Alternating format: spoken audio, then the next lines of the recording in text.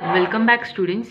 This video is for class 7th physics chapter 2 and textbook chapter number 12, that is friction, page number 150.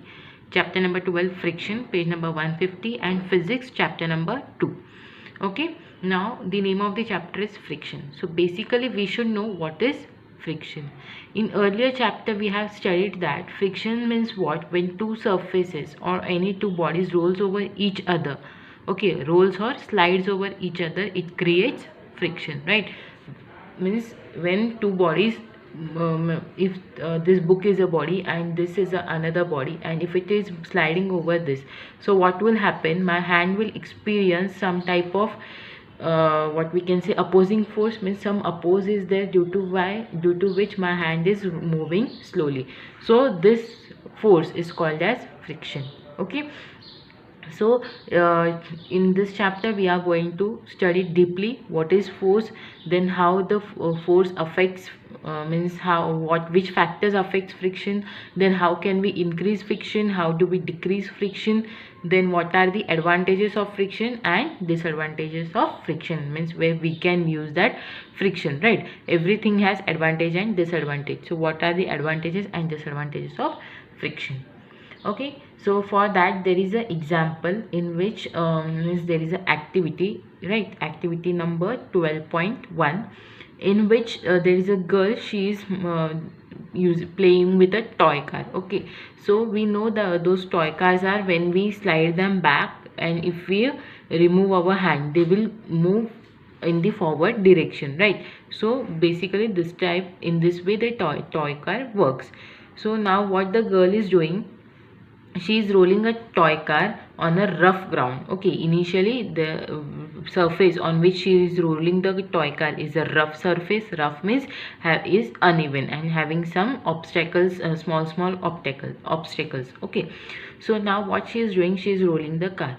So as she rolls the car on a rough surface, when she leaves the car, it travels a short distance and then it stops. In next case, what she is doing, she is rolling the car over a smooth surface. She is rolling the car over a smooth surface. So when she pulls the car and removes her hand, the car travels much far distance compared to the rough surface. Okay, so car travels much far distance and then stops. So what we can say, that friction provided, okay, friction. Now here, why the car is stopping, or the speed of the car is getting reduced on the rough surface, because the rough surface is providing more friction compared to the smooth surface, right? Force of friction means what? The force which reduces the speed or stops the moving object, right? That is force of friction. So in this rough surface case, what is happening, the friction is more, that is why the car gets stops at very short distance, whereas in smooth surface the friction is less, hence it travels long distance. Clear? So this is the activity. Now in next case, there is a girl. Okay, there is a girl, she is pulling a table. This is a table and she is pulling that table. Now initially she pulls the table with a less force. Okay, so when she is pulling the table with the less force, the force of friction between the table and the floor prevents the table from moving. Now as the table is on the ground, now she is pulling the table. Now while pulling, she is applying less force or very little force, due to which the table doesn't get pulled. Okay, why? Because the table has some weight, and that weight and ground, they are exerting a frictional force, and due to which she is unable to pull the table. Now as soon as she increases the force, okay, if she increases the force to pull the table, she is means the tables moves. So what happens, the force of friction acts in direction opposite to the direction in which you are trying to move the table. Means what? If now how the frictional force works, if this is a table, okay, if I am trying to pull it in this direction, the frictional force will try to pull it in opposite direction, it will try to pull it. Now if this is a table, if I am pulling this in this direction, the frictional force will try to pull this table in the opposite direction. So due to which we requires force, right? Because as it is pulling it in opposite direction, we are pulling it in this direction, so we require force. As soon as our force is greater than this frictional force, we can easily move the table, right? So if you change the direction in which you are trying to move the table, the direction of friction also changes. If I start pulling the table in this direction, now what will happen, the force of friction will become in this direction, right? So for initially when I was pulling in this direction, the force of friction was here, means my pulling direction was this, so frictional force was this. Now my pulling direction is this, so force of friction will be in this direction, right? They are opposite in direction. So the force of friction always opposes the motion of an object, whether the object is moving or at rest. It always opposes the object. Next is factors affecting the friction. Now first thing from that activity, we saw that the rough surface, right? The rough surface is the main cause due to which the speed of the object reduces, or we have to apply more force, right? So a rough surface has more irregularities means there are many obstacles, or the rough surface means what, which is not even, which is not regular, right? It has some unusual shape, so that is irregularities than a smooth surface. That is why the force of friction is usually greater between rough surface than between smooth surface. So we require more force of friction, so there is a more force of friction in rough surface. Next is force of attraction between some atoms and the two surfaces. Now here, if this is a book, okay, it is a book, okay, so book has less weight compared to if I place something very heavier, like something if I place a table, okay, if a big table is placed, if here is a book placed, and if here it is a very heavy table placed, now which thing will require less press to lift? Okay, means I can lift the book easily with a less force compared to lift that heavy table I will require more force. Now why is it so? Because the weight of the book is very less compared to the table, so the book is exerting less force, right? Because the force exerted by any body depends upon its weight or mass, so the weight of the book is small compared to the weight of the table, so the book exerts less pressure, whereas the table exerts more pressure on the ground. Okay, so that's why we require less pressure to lift the book and more pressure to lift the table. So this is so in friction they are saying the bodies with less weight has less friction, the bodies with more weight has more friction. Now here is an activity in which to measure static friction. Now what is static? Static means again stable and stationary, okay, means which is at one place, which is not moving, that is static. So what they have done is attach, now this is a hook, okay, this is a hook over here, this is a block of wood, and this is spring balance. Now what is spring balance? So using this spring balance we can measure the force applied. Okay, so in this spring balance there is a, what we can say, thing by which we can measure, means how much pressure we are applying to pull that, means here you can see they have shown a hand, okay, so using that hand they are pulling this block, so how much pressure this hand is applying we can see it on this spring balance. Okay, spring balance is type of a device which we use to measure the force applied. Okay, and this is a block, wooden block. Now attach the hook to the block of the wood. Okay, so they have attached the hook to the block of the wood. Tie one end of the string to the hook and the other end to the spring balance. Now they have tied one end to the block and another end of the hook to the spring balance. Now place the block of wood on a rough cemented floor and pull the spring balance. Now initially they are keeping this block of wood on a rough surface, and they are pulling the spring balance. So what will happen, again due to the rough surface the friction will be more, right? The friction will be more, so it will require more force to pull this wooden block on the rough surface. So that is first case. In second case the wooden block is placed on a smooth surface like tiles, right? We have tiles at our home, so they are very smooth, so they have placed the wooden block on the tiles or smooth surface. Now they are pulling this block. So what will you observe, that when you are pulling this block on a rough surface, the force required is very much higher than the uh, case in which the block is placed on a smooth surface. Okay, means what? A higher reading indicates that a greater force has been applied. So when the reading is higher, means what? We get the readings here. So when the reading is higher means a big number, that indicates that more force is required to pull the block. And when this happens, it happens on a rough surface, and on a smooth surface the readings is lower, means the less force is required to pull the object. So this is the condition. Now next what they say, the friction between two surfaces that are in contact and at rest is called as static friction. Now in that activity, the block was at rest, right? The block was at rest, and the ground was also at rest. So it can be seen that the friction between two surfaces that are in contact and at rest is called as static friction. Is what? When both the objects, or both the what we can say, things on which we are going to apply force are on rest, the static friction is applied. Okay, static friction is seen.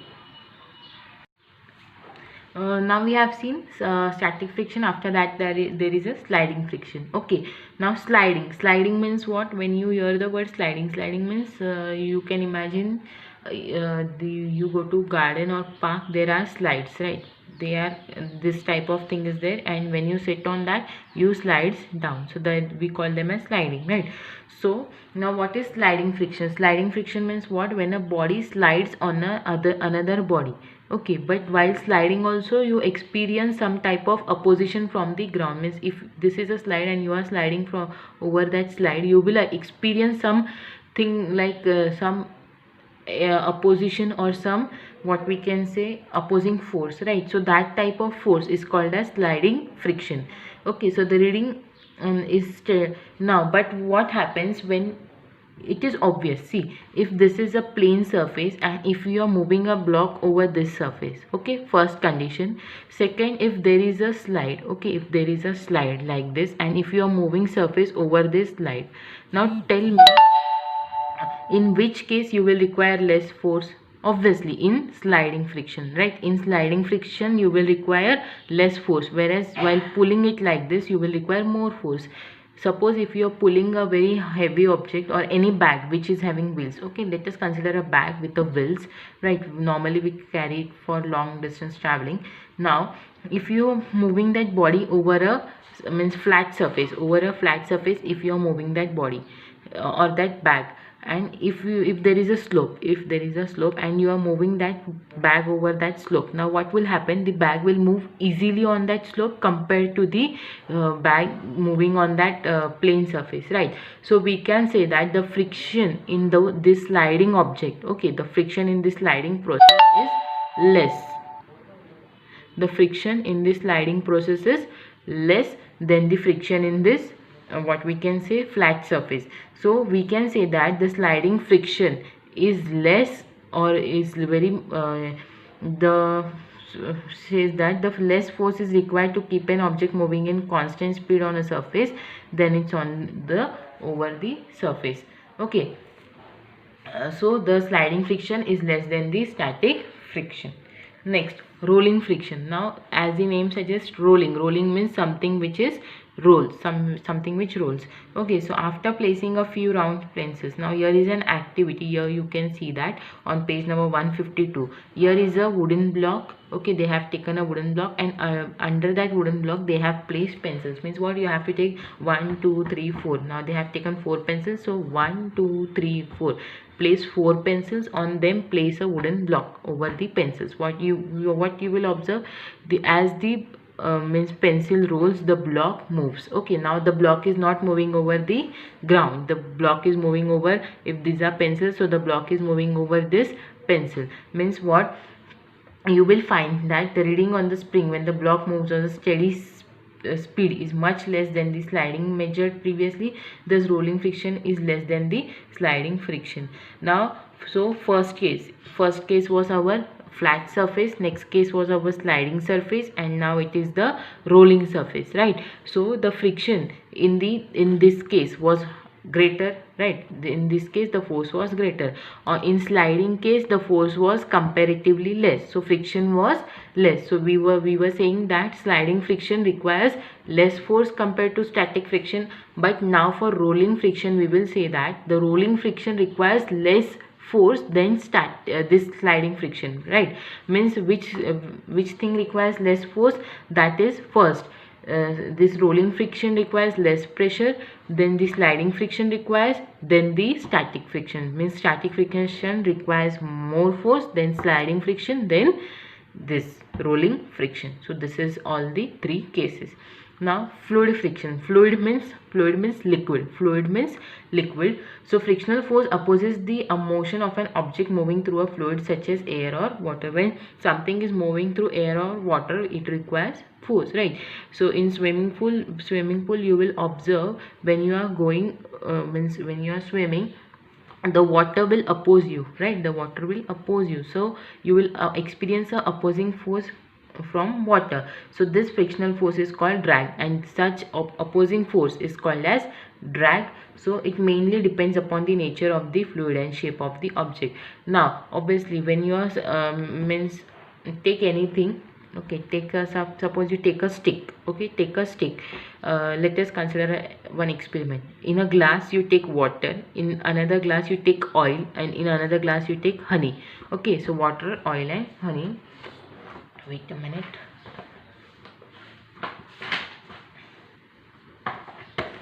Okay, in a glass you take, this is water, in another glass you take oil, in another glass you take honey. Okay, now take a stick. Okay, this is water, this is oil, and this is honey. Okay, this is honey. Now what you have to take, you have to take a stick, insert that stick in water and just roll it. Okay, now remove that now just roll it. Now remove that stick, place it in water, place it in oil, then you move it, and now dip the same or another stick in honey, and now also you just take a round.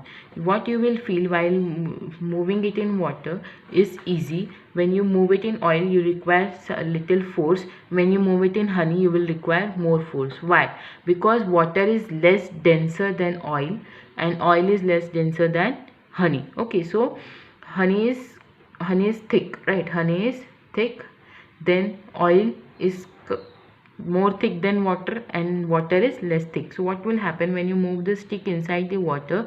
You will require less force. To move it in oil you will require more force, and to move it in honey you will require much more force than these two cases. So obviously the friction depends upon the nature of liquid. The nature of liquid means the density, right? How dense the liquid is. So it depends upon the nature of liquid. Next is advantages of friction. Now we have seen what is friction and types of friction. Now we will go for advantages of friction, right? Now without friction we would slip and fall every time. Now imagine a case in which if there is a floor, okay, if there at your home there is a flooring, tiles flooring, and on that someone has poured a soap water, okay, soap or detergent water. What will happen when you walk on that? You will slip off.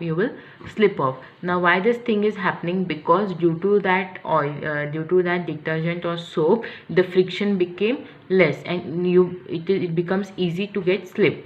Okay, so without friction, now normally, so without friction we cannot walk. It becomes difficult for us to walk, and we will fall and slip every time we attempted to walk or run. So a wet or polished floor offer very little friction. Okay, so the friction on the wet or polished floor is very less, and that is why it is easy to slip off on such floor.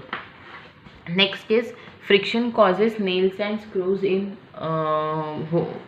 screws to hold onto the walls. Now if you make some hole into the wall and if you tighten the screw, okay, due to the friction it will stay there. If imagine if the wall don't hold that screw, what will happen? It will easily come out. So friction is required. Next case, it would be impossible, it would not be possible to light a matchstick without friction. So if the means in matchstick, what happens when you just strike the matchstick over that brown cover, due to the friction it gets lighted up, right? So without friction it is not possible to light a matchstick. Next, vehicles moves on road because of friction between tires and road, between the friction between tires. Okay, when a vehicle is moving, there is always a friction between tire and the road, right? So if there is no friction, what will happen? The means the vehicle would not stop. It will become difficult to apply the brakes. So friction is important in vehicles. Next, without friction, writing on paper would be impossible, as the tip of the pen or pencil would slip on the paper. Now as we are writing on the paper, paper also gives or paper offers friction, due to which we are able to write on it. Imagine on a plastic surface. Okay, plastic surface is very smooth. So is it possible over there to write? No, we don't see our ink. Okay, we don't see ink while writing on the plastic floor. So plastic do not offers that much friction compared to the paper. So so it is important that while writing on a paper, the paper should offer us a frictional force.